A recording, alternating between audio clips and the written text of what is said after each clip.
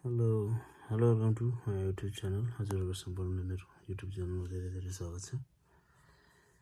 आज मैले एउटा विशेष भिडियो लिएर आइसकेको छु, जुन भिडियो नेपालमा रहेर कृषि क्षेत्रमा केही गर्छु भनेर लागिरहनु भएको नेपाली साथीभाइ दाजुभाइ दिदीबहिनीहरूको लागि एकदमै विशेष हुनेवाला छ। दक्षिण कोरियामा खोर्सानी खेती कसरी गरिन्छ भन्ने विषयमा भिडियो बनाएको छु। भिडियो हेरेर सपोर्ट गर्नुहोला। च्यानललाई सेयर सब्सक्राइब गरिदिनु होला भन्न चाहन्छु। Okay, let's go. दक्षिण कोरियामा खोर्सानी चाहिँ यो तरिकाले गरिन्छ है। यो तरिकाले चाहिँ खोर्सानी खेती गर्दाखेरि एकदमै राम्रो हुन्छ। यहाँ मेरो घर डरम्बोदेखि यो यतापट्टिको मेरो घर, यसरी यो पुरा खोर्सानी खेती छ। यसरी खोर्सानी खेती गर्नु होला, खतरा नै हुन्छ। म पनि आएर गर्ने हो नेपालमा, खतरा नै गर्ने हो खोर्सानी खेती र लसुन खेती, हरेक चिज लाउने हो कृषिमा गर्ने हो केही भन्दै मेरो जित भक्तामा युट्युब च्यानललाई सपोर्ट गर्नु होला भन्न चाहन्छु। लाइक कमेन्ट सेयर सब्सक्राइब गरेर राखिदिनु होला भन्न चाहन्छु। र म नेक्स्ट भिडियो अपलोड गर्नको लागि चाहिँ एउटा जोस मिलोस् तपाईँहरूको सपोर्टले। हाम्रो नेपालको लागि चाहिँ एकदमै विशेष छ, एकदमै आवश्यक छ कृषि सम्बन्धी भिडियोहरू। यही खोर्सानीले दक्षिण कोरियालाई यस्तो बनाइसक्यो। यो खोर्सानीले चाहिने मल चाहिँ यो खोर्सानीको बिरुवा रोप्नुभन्दा अगाडि नै हालेको हुन्छ। यो जुन कालो प्लास्टिक छ, जुन ड्याङ चाहिँ यो खोर्सानी रोप्ने ड्याङ चाहिँ 1 फुट जति फराकिलो छ। अनि लामो त अब बारी जति लामो छ त्यति नै लामो ड्याङ बनाइन्छ। यो खोर्सानीले चाहिने मल चाहिँ पहिला नै छरेर है, अनि यस्तो ड्याङ बनाएर अनि यो प्लास्टिकले छोपेको हो। अनि यो खोर्सानीले चाहिने जति मल चाहिँ पहिला नै रेडी छ यो प्लास्टिकभित्र। अब यो प्लास्टिक हालिसकेपछि यो खोर्सानीलाई मल हाल्नु पर्दैन। यो खोर्सानीको बिरुवा सारेको चाहिँ लगभग 15 दिन जति भयो। 15 दिनमा यतिको देखिन्छ, यतिको देखिन्छ। एकदमै राम्रो छ, एकदमै राम्रो हुँदो रहेछ। यो फेरि कसरी रोपिन्छ भने यहाँको खोर्सानी चाहिँ यो मलसल हाल्यो, अनि ड्याङ बनायो, अनि प्लास्टिकले छोपेर चाहिँ एउटा गल जस्तो हुन्छ यहाँ खोर्सानी रोप्ने सामान। त्यो गल जस्तोले चाहिँ ट्याक्क यो प्लास्टिकमा यो खोर्सानी जहाँ खोर्सानी सारेको छ रोपेको छ त्यसमा चाहिँ ठिक्कको पल हुन्छ त्यो गलले गोड्दाखेरि। अनि त्यसमा चाहिँ खोर्सानीको बिरुवा राख्ने हो। त्यो खोर्सानीको बिरुवा राख्ने बित्तिकै त्यो खोर्सानी सँगसँगै चाहिँ पानी हालेको हुन्छ। एकदमै त्यहाँ पाइपमा पानी सँगसँगै हुन्छ। पानी पनि हाल्दै खोर्सानीको बिरुवा पनि सार्दै गरिन्छ। अनि त्यस्तो गर्दाखेरि चाहिँ तल माटो चाहिँ चिसो रहँदो रहेछ। त्यो चिसो माटो, त्यो बिरुवा रोप्ने बेलामा माटो चिसो भइसकेपछि चाहिँ बिरुवा नमर्दो रहेछ। यहाँ कुनै पनि एउटा यो यत्रो बारीमा खेतबारीमा अब यो एउटा पनि खोर्सानीको बिरुवा मर्दैन। हामीले अब नेपालमा रोप्दाखेरि चाहिँ अब खोर्सानीको बिरुवा सारिन्छ, तर सुक्खा माटोमा सारिन्छ। हामीले खोर्सानी रोप्दाखेरि चाहिँ सुक्खा माटोमा रोपेको भएर सारेको भएर चाहिँ हामीले रोपेको खोर्सानीको बिरुवा चाहिँ पछि मर्छ।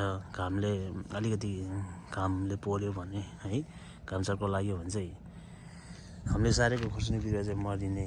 तर यो खोर्सानी बिरुवा लाउँदाखेरि चाहिँ सार्दाखेरि चाहिँ पानी सँगसँगै हालेको भएर तल माटो चिसो भएको कारणले गर्दा चाहिँ एउटा पनि बोट मर्दैन। यहाँ हेर्नु एकदमै राम्रो हुँदो रहेछ। अनि यो खोर्सानी यो हाम्रो नेपालमा आउने जस्तो यो आँखाभरे खोर्सानी अथवा यो जिरे खोर्सानी भन्ने जस्तो होइन। यो म भोलि पर्सि पछि पनि तपाईँलाई देखाउने छु त्यो कस्तो खोर्सानी कसरी फल्छ कतिको फल्दो रहेछ भन्ने। त्यो म भिडियो पछि पनि ल्याउँदै गर्नेछु कृषि सम्बन्धी। अनि यहाँ फेरि उता आज यहाँ प्लास्टिक बिछ्याएको छ खोर्सानीको लागि। यहाँ ड्याङ मात्रै बिछ्यायो, तर ड्याङभन्दा बाहिरको जग्गामा पनि प्लास्टिक हालेको छ।